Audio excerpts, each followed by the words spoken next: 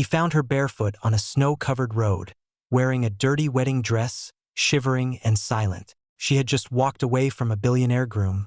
But why? And what could a lonely trucker and his daughter possibly offer someone who ran from everything money could buy?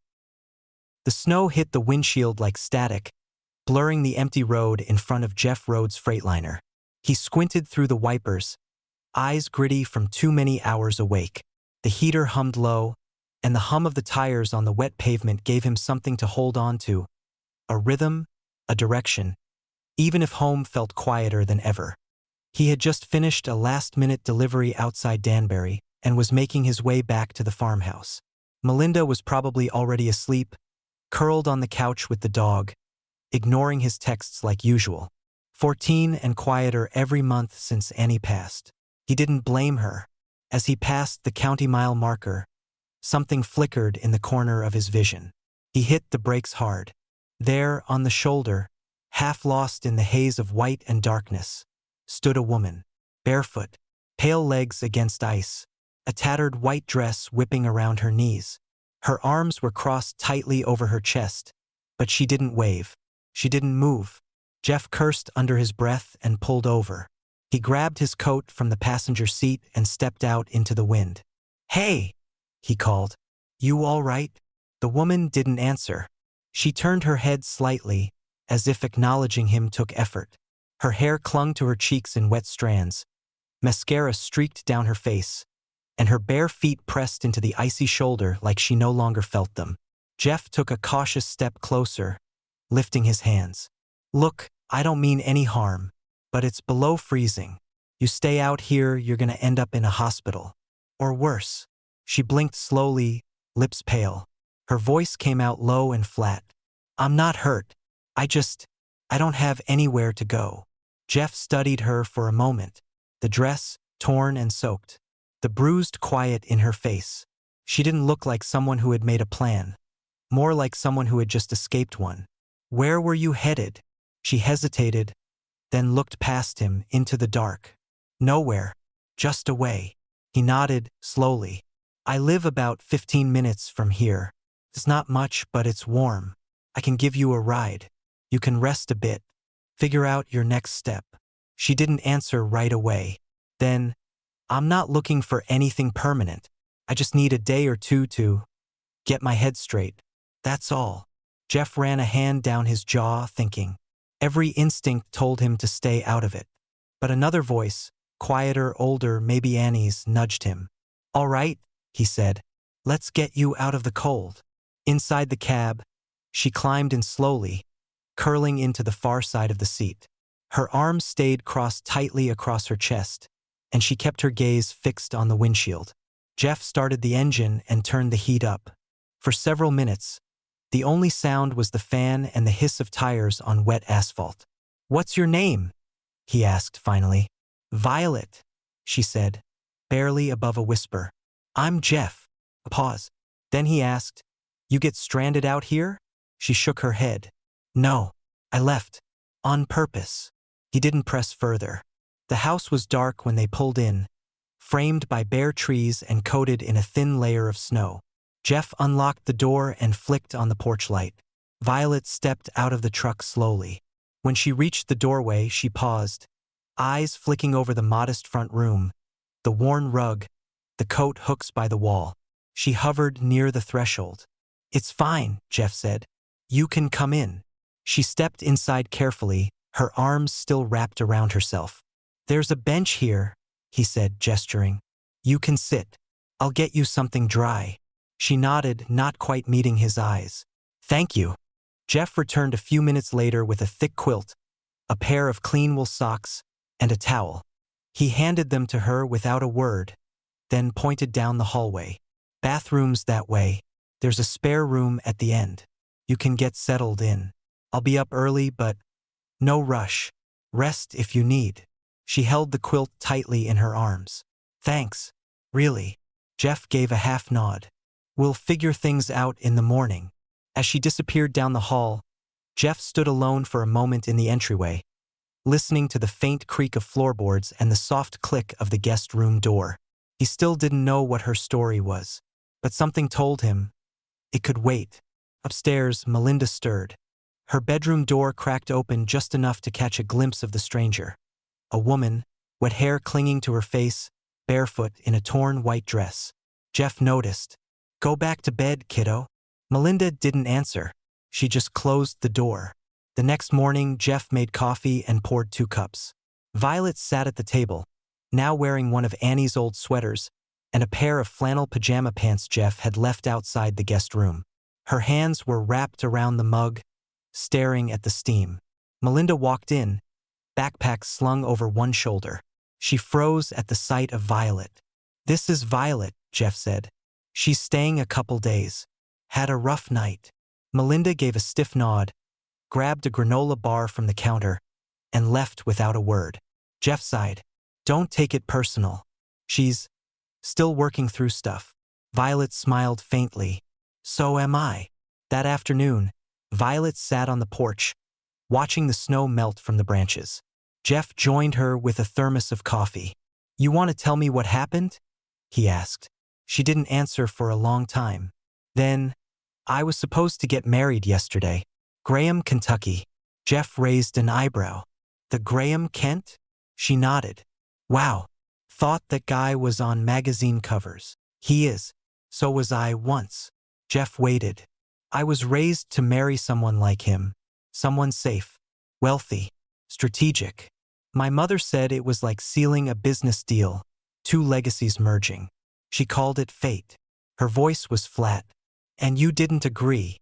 "I did, for a while, until I realized I didn't recognize the life I'd built." She looked down. "I don't think Graham really knew me. Not the real me. He liked the version that looked good next to him in a photo." Jeff took a slow sip of coffee, eyes on the wood grain of the table. "So you ran." "I ran." He nodded once. "Can't say I blame you." Silence settled between them. Not tense, just full. Violet reached for her mug again, but her hands were trembling slightly, the aftershocks of everything still catching up. "I appreciate you letting me stay," she said, voice quieter now. "I won't stay long. I just needed space. Somewhere to think." Jeff looked over at her for a moment, noticing how her shoulders hunched slightly forward, like she was bracing against something still chasing her. She didn't look like someone hiding. She looked like someone exhausted by pretending not to be lost. "You've got a roof over your head here," he said. "It's not fancy, but it's warm. You don't owe me anything. Just rest." Violet nodded, her gaze fixed on a speck of light bouncing off the coffee mug. "Thank you." They said nothing else for a while. That night, after the house had gone quiet, Violet lay awake in the guest room, listening to the faint groan of the old radiator and the wind brushing against the siding. The unfamiliar stillness wrapped around her like a question she couldn't yet answer. Upstairs, Melinda stirred. Her bedroom door cracked open just enough to catch a glimpse of the guest room down the hall. Its door now shut, a soft light leaking through the gap near the floor. Melinda's eyes narrowed. She didn't step out, just stood there a moment in the dark, listening. Then she closed the door without a word. Downstairs, Jeff sat alone in his recliner, the TV on low but unwatched. His coffee had long since gone cold, but he hadn't moved. His thoughts drifted, not toward answers, just toward the quiet presence of someone trying to breathe again. Outside, the storm had passed. The sky was clearing, slow and pale, like the world was holding its breath. Violet didn't sleep much that first night, even after warmth returned to her hands and feet. The room was quiet and still, with soft blue walls that reminded her faintly of childhood summers, before life turned into schedules, press briefings, and curated social events. Every time she closed her eyes, her mind picked up where it had left off, her mother's cool voice echoing through the bridal suite, the weight of the veil she had yanked off, the shock in the hotel valet's face when she ran through the lobby barefoot. When she finally sat up, the morning light was already filtering through the curtains. Jeff was in the kitchen, pouring coffee into a thermos. He gave her a brief glance and slid a mug across the counter. "Morning, morning," Violet replied. Her voice still felt like it belonged to someone else. A few minutes later, Melinda entered, earbuds still in, backpack slung low on her shoulder. She paused when she saw Violet at the table but said nothing. "This is Violet," Jeff said without ceremony. "She's staying for a day or two." Melinda gave a brief nod, grabbed a granola bar, and was almost out the door before Violet managed a soft, "Hi." Melinda didn't look back, but she did pause. Then she left. While Jeff was out back splitting wood, Violet drifted into the kitchen, unsure of what she was looking for, just following instinct. She opened the pantry, looked at the potatoes and onions, checked the fridge. There were eggs, a few carrots, some herbs in a glass jar with water. The ingredients weren't inspiring, but they were familiar, simple. She didn't want to be a guest sitting in silence. She needed to move to make something. By the time Jeff returned, the scent of roasted garlic and rosemary filled the kitchen. He paused in the doorway. "I figured I owed you a hot meal," Violet said, not turning around. "Or at least a proper thank you." "You didn't have to." "I know." When Melinda returned from school, the food was already on the table. She looked between them cautiously, then sat without a word. Dinner was quiet but not cold. Melinda didn't ask questions, but she ate everything on her plate. Jeff made a short comment about the woodpile. Violet said nothing about herself. "You're a guest," Jeff said. She shrugged. "I need to feel useful." He let her. Once the plates were cleared and the last dish rinsed, Violet looked up to find Melinda lingering near the doorway, not quite entering, not quite leaving. "You cook a lot?" the girl asked suddenly. Violet turned. "Used to. I liked it." "Why'd you stop?" Violet considered that for a moment. "I started spending more time in meetings than kitchens. And when you work too hard to build the life people expect from you, sometimes your own stuff gets left behind." Melinda looked at her, chewing on her bottom lip. "So, are you not going back? Like, to your old life?" The question hung in the air. "I've been thinking about that," Violet said honestly. "A lot, actually. But I don't have the answer yet." Melinda nodded, as if that was a fair response. Then she added, quietly, "I like baking. Not like fancy stuff, just muffins and things. But I don't tell people that." Violet smiled, but didn't push further. "Well, muffins are underrated." A faint smile flickered at the corner of Melinda's mouth. She didn't say more, just drifted back toward the hallway. But it was something. Morning came with a quiet rhythm. Violet folded some laundry she found left on the couch. Later, she noticed a cabinet hanging crooked in the hallway and found a screwdriver in a kitchen drawer. The fix was easy, 2 strip screws, nothing more. But it made her feel a little less like a ghost. Jeff passed by just as she was closing the cabinet door. "Didn't know that was loose." She stood and dusted off her hands. "I like fixing things. When I can." He gave a small nod. "Fair enough." As evening settled in, Jeff and Violet found themselves in the living room with a Western humming low on the TV. They didn't talk much, but near the end of the second commercial break, Violet broke the quiet.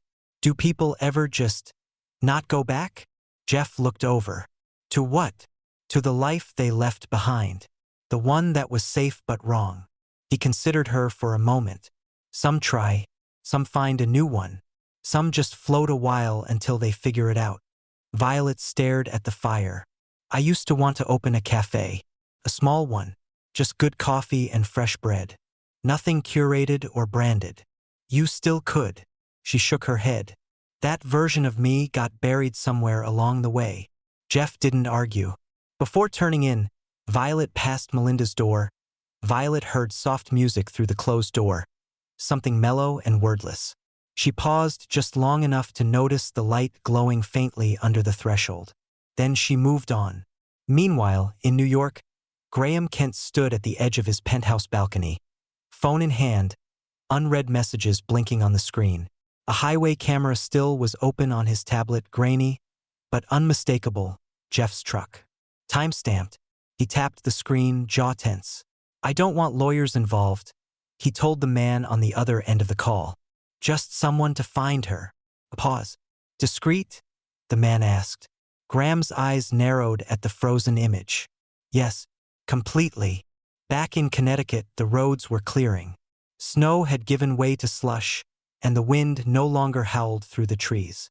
In the guest room, Violet stood near the window, arms folded across her chest. She wasn't settled, but the panic had started to lift. She had space and time to think, and for now that was enough. The knock came just after noon, sharp and unexpected. Jeff was fixing a loose gutter outside when he heard it. Not the hesitant knock of a neighbor, but 3 confident raps. Purposeful. He wiped his hands on a rag and opened the door. There stood Graham, Kentucky. Alone. No chauffeur. No assistant. No coat. His navy suit was rumpled, flecked with road salt, and his hair, usually perfect in press photos, was wind-blown and damp. He looked like a man used to control, and very much out of his element. "Is Violet here?" he asked, voice low. Jeff didn't move. "Who's asking?" Graham offered a tired smile. "Graham, I think she's expecting me." "She's not," Jeff replied flatly.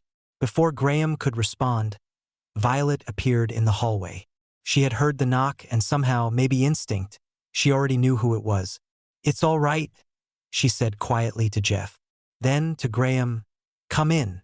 Jeff stepped aside reluctantly, eyes fixed on Graham's every movement. The 2 men exchanged nothing more than a silent look as Graham entered. Inside, Graham stood stiffly near the fireplace. Violet didn't sit. Neither did he. "You found me," she said, arms crossed. He nodded. "It wasn't hard. I didn't send anyone. I wanted to come myself." "You shouldn't have come at all. I needed to understand." There was a pause, thick but not hostile.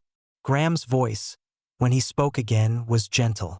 "I've been thinking about you every day. What happened, Violet? I thought we were happy."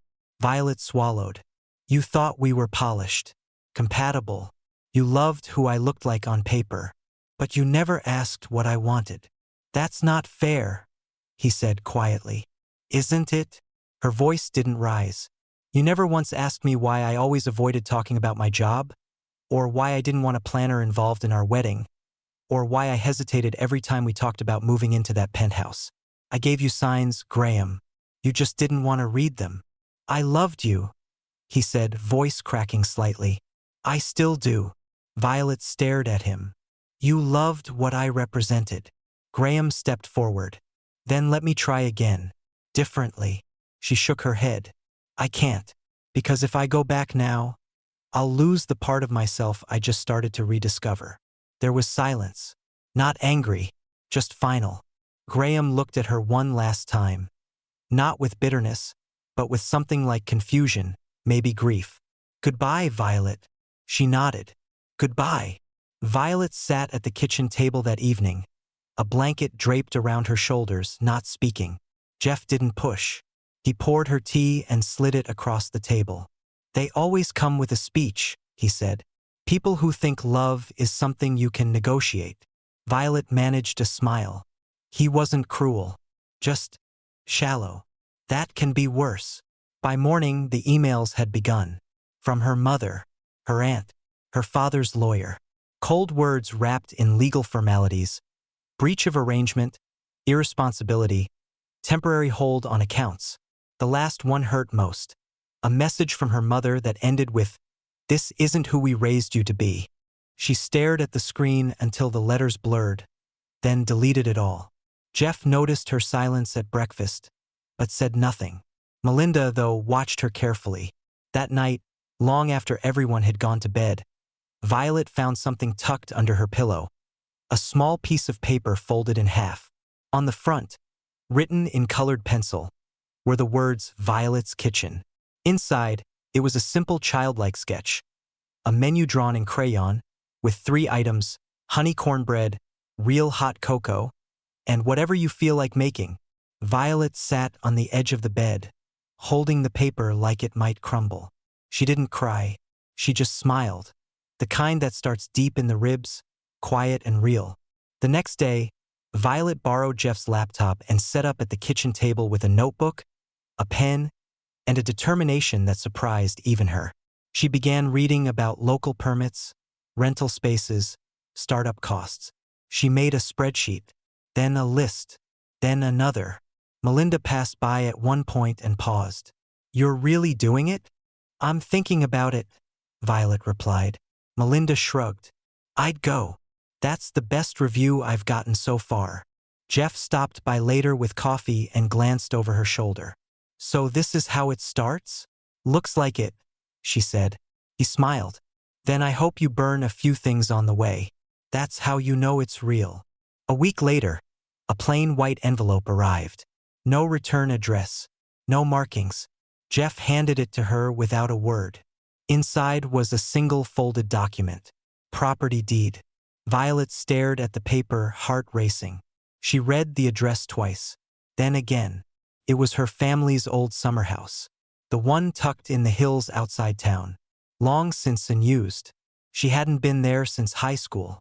No note. No signature. Just the paper. But she knew. Her father. It had to be. He didn't call.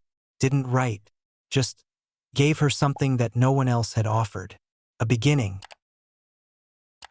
The sign above the door was hand-painted, just slightly uneven, but full of charm. The willow spoon. It hung from the beam of the old summer house porch, swaying gently with the wind, nestled between trees that had once shaded Violet's childhood summers. Now they stood witness to something new. Inside, the cafe smelled of vanilla and cinnamon, with hints of roasted garlic when Violet prepped for lunch. The floors creaked in familiar patterns, but everything had been cleaned, scrubbed, and carefully chosen. Mismatched chairs, soft linen curtains, polished wood counters. No sleek chrome, no marble, just warmth. Opening day hadn't been grand. There was no ribbon cutting or press. Just a handwritten open sign flipped around at 7:30 a.m. and a line of curious locals from the nearby town who had heard rumors of the runaway bride who could bake like nobody's business. Jeff was her first customer. He didn't say anything, just walked in, ordered a black coffee and a slice of cornbread, and left a generous tip in the old mason jar Violet had set out near the register. Melinda joined after school, tying her apron loosely, pretending not to care, but secretly proud to be behind the counter. "I'm not working for free," she said that first afternoon. "You're on the cornbread payroll," Violet replied, grinning. The cafe quickly became something more than just a place to eat. It became a space where people lingered, told stories, cried softly over pie, and sometimes left small notes folded under coffee cups. Violet didn't try to brand the place. She just let it grow. And with it, she grew too. It was a Tuesday, rainy and quiet. Violet was restocking the spice shelf when the door opened and the bell chimed. She didn't look up right away, not until she heard the shoes.